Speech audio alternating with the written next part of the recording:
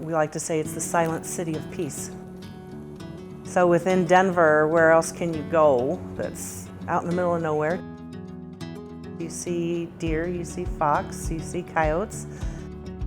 We try to get people to come out to Fairmount, visit us more.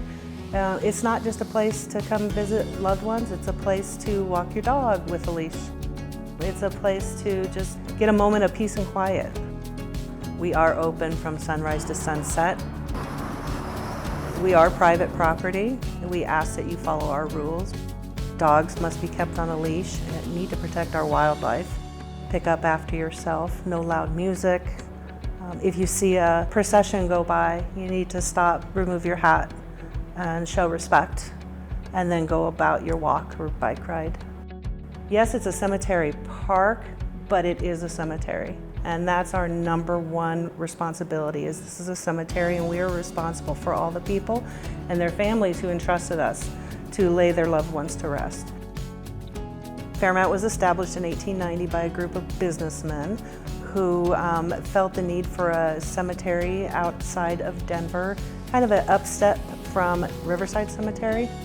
One of the cool things about Fairmount is it was designed by the same landscape architect who designed other green spaces in the city, like City Park and Civic Center Park. His name was Reinhard Schutze, and he is actually laid to rest here on the grounds. He was a German immigrant who was educated in Europe, and after he came here to the United States, he designed these important green spaces here in our city. It was actually considered a carriage trade cemetery where the prominent people of Denver can come. We even had a train that would take people from Denver up to Fairmount. I go on tours that our Fairmount Heritage Foundation gives, and by attending their tours, I learn more every time. The Fairmount Heritage Foundation is the best resource to get that history. Back in the 1800s, the garden or rural cemetery movement took off. Prior to that time, cemeteries were usually in churchyards, or maybe people buried people on the corner of their family farm. But this idea came around that cemeteries should be park-like settings. The first cemetery like that was Riverside Cemetery, which opened here in Denver in 1876. Not long after Riverside opened, the area around Riverside Cemetery really grew up with a lot of heavy industry, and it kind of fell out of favor as being a preferred burial place because the setting wasn't as nice, and Fairmount quickly took off as the preferred burial place for people in Denver. The mortuary was established in 1965. In 2010 is when the nonprofit Fairmount Cemetery bought out the shareholders of the for-profit funeral home. And all of a sudden, all of the profits that the funeral home makes go into keeping Fairmount here for another 100 years. Before, when I started working here, was a paycheck. And now there's something I could do. There's things that me and all my coworkers can do to be part of this history. There's so much, and we can just add to it. I think the most interesting feature here at Fairmount is the Ivy Chapel.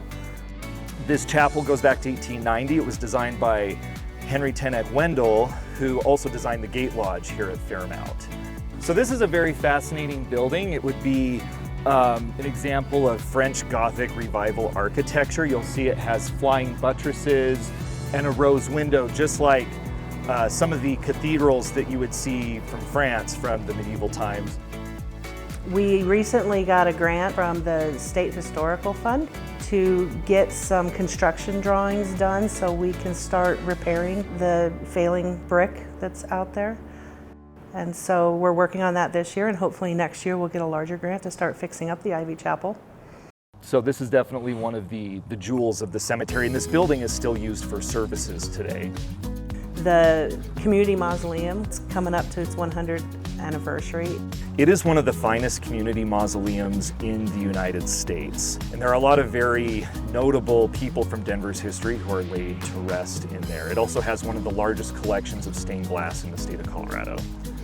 We also have the old Gate Lodge. It was where the groundskeeper used to stay. We recently restored the inside, and we rent that out for like weddings or meetings or parties. Well, there's a saying that cemeteries are for the living. And so I think Fairmount does strike a good balance between keeping Fairmount as a respectful place of rest for the dead while also making sure that the public can come out and appreciate the space that we have here. We have movie night in July. It's over in our commons area here. In August, we have a car show. Last year we had over 600 classic cars out here. It's free. And then in September, we have our Forever Fest. It's the Pet Memorial Day in September. And then, of course, the Fairmount Heritage Foundation has tours throughout the year. We want Fairmount to be cared for and enjoyed by the public in perpetuity. And so that's part of the reason why we do what we do with the Fairmount Heritage Foundation, is that we want to share this special place with everybody in Denver. And I think what's keeping everybody busy is just trying to maintain the grounds, trying to get the word out that, Fairmount's still operating. We're here for you. We're here for all celebrations of life, whether it be a funeral, a memorial service, a birthday, a wedding. Denver grew around Fairmount, and we're still here. Stay elevated by subscribing to the city's YouTube page for these stories and more. And stay tuned to our social media channels for more content. Don't miss our new episodes of Elevating Denver, premiering each month. Thanks for watching, Denver.